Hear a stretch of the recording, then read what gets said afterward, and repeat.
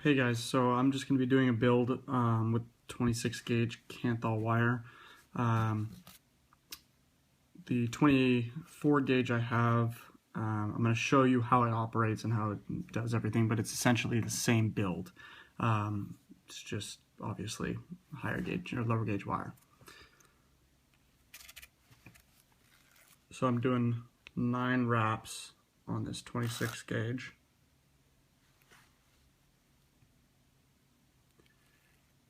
And I'm separating the wire just ever so slightly.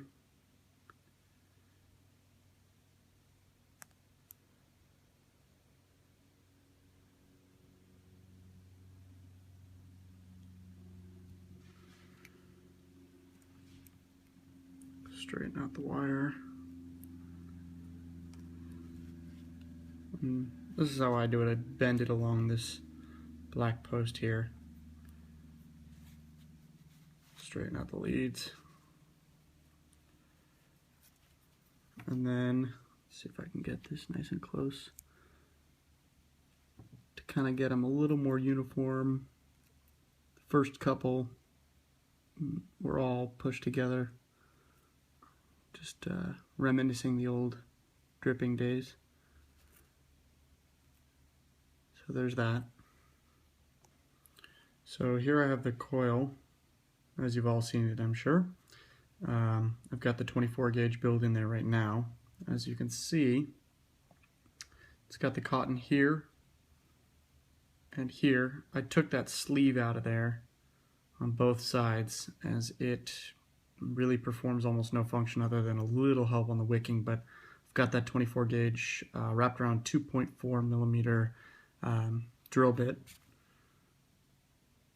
and it is actually the same size obviously as the holes, so it is perfect, and that's why I'm doing this tutorial, as the way I do it is better than most.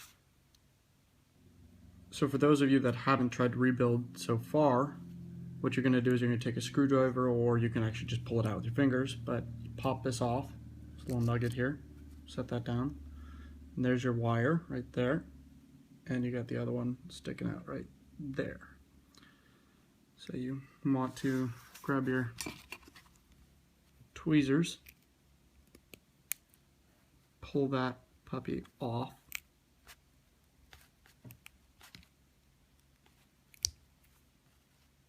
or your finger. Either one works. Usually you gotta get in there. It's there. Okay, so that just a little rubber sealer. So there's the inside of the coil from the back. I'm gonna reach in from the top, grab it and pop it out. So that's what it looks like. It's the 24 gauge. I'm going to save that because that's the one I prefer. I'll just re-wick it. Okay, so with this coil that I just built, my coil is one of my tails is extremely long, so I'm just going to clip it off. This other coil is about perfect, but I'm just going to clip this one off right here, so it's a little longer. You want one to be your tethering. So all I'm going to do is I'm just going to, without cotton in it, nothing, just going to feed it through. Let's see if I can get a good view of that. Feed it through here so it comes out bottom, both sides. Then what most people are not doing, and this is where it gets a little tricky for wicking purposes because the coil's in there, so getting the wick in there is a little harder. I stick, see the coil in there?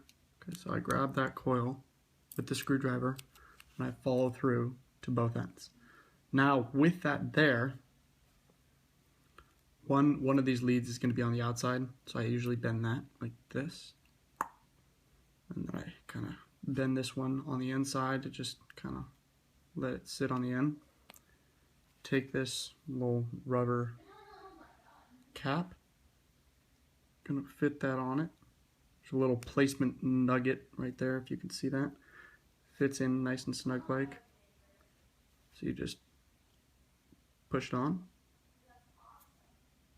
Okay, so I got one wire in, one wire out. That's extremely important for those of you that haven't built. Then you're going to just clip that as close as you can. And then this one, you're going to want to bend out like so. And you're just going to, let's get it right there on the edge. You want it to be a little tiny, like a lip, right on the edge. Then you're going to take this little plug with the airflow. You can pop it in any way you want. So now it's holding that wire right there and right there. So now that beautiful coil in there stays still. So I have Shiseido, I don't know how to pronounce it, cotton from some makeup place. You take off the outer layer, you just peel it off. I have it here. I'm going to tear, give or take, maybe 5-6 millimeters. And the way I do this, it's nice thin. Give you a comparison. It's about the, I'd say the width, maybe a little long, maybe a little wider than the coil itself. You're gonna take it, twist it nice and lightly, gently, whatever you want to call it. I rip off a little bit of the end so that it's very fluffy. Twist that nice and tight. Take that. Sorry, never done this on camera. Take that, feed it through, grab it with the other side, and then the way I do it, because I want it to be tight, really, really tight, I just kind of twist it through, just like an RDA, essentially. And then untwist it so it's nice and fluffy. And then I'm gonna actually, I've been taking these and just leave maybe a couple millimeters.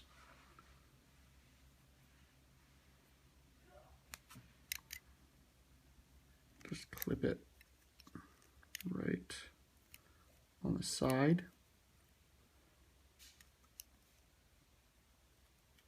So that it's almost plugged. You almost want it, you can't really see around that hole. For some reason, doing it that way has prevented any form of leaking or anything like that, just so you guys know. So clipped both sides. Okay, so actually I went and got my precision scissors, as cutting cotton with that is just not easy. And I already messed up one piece of cotton, shoved it too far in. So as you can see, got a little fluff on both sides. You want it to be pretty much even. So then you just wet it down. I've been using America by Paramount Vapor. It's pretty decent. It's an 85% VG, 15% PG. So you just want to kind of dab it a little here, just a couple drops. Then you get a couple drops on this side. You all know how to wick properly, most likely. So then I get just a couple.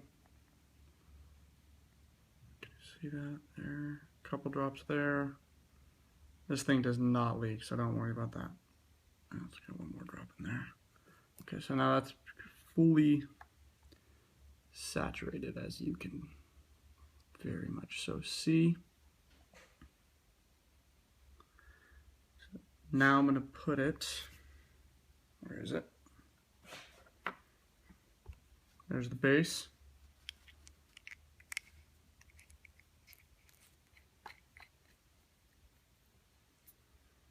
Okay, this actually might not end up being a sub-ohm build, but you all get the idea. Let's see what it ends up being. Okay, so it's a 1.2 area build. Still should check some pretty nice clouds. Probably around 35-40 watts. Actually, probably lower than that, but okay. And then here's the tank, just like normal. Hey guys, so got sitting on the Sigelli 100 watt. Now, a lot of people have had trouble with burnt just everything. So you want to start out, I've got it sitting at 18 watts, 4.4 volts. It is a 1.1 ohm on the Sigelli because it can't read tenths and whatnot. So you want to just take a couple primer puffs. You want to get the holes down to the smallest, and then I also plug it. I'm sure you all do the same thing, just going through for anybody that's newer. And then I'm always vaping on the second largest. So I'm at 18 watts. Okay, got a little bit of a burnt taste.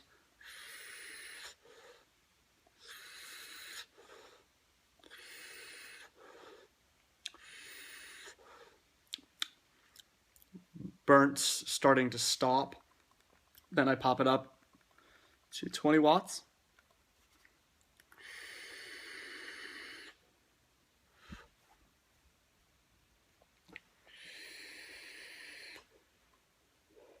Okay, so that's a 20 watts, 4.6 volts for anyone that has weird wattage or something.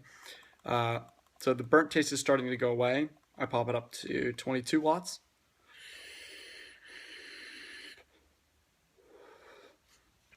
Burnt taste is definitely going away. Still there, it's just not as much. So now I'm going to pop it up to 25 watts.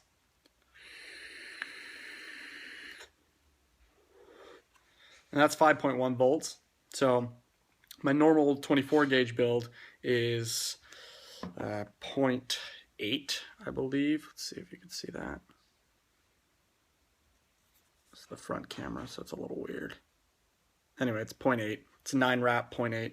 So I did a 9 wrap on the 26 gauge for anyone that skipped ahead or something like that. It comes out to 1.1 ohms.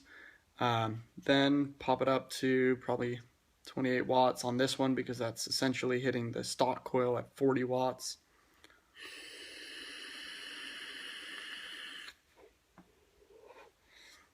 Now let's go up. I'm going to show you some clouds with both coils. Okay, so I'm going to be doing the 26 gauge first at 28 watts first.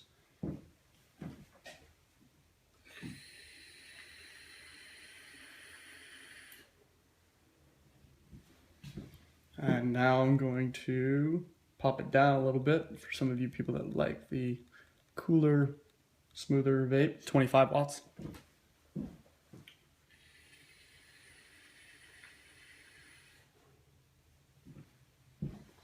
And for those of you that like an extremely warm vape, I'll pop it up to 35 watts, which is 6.1 volts.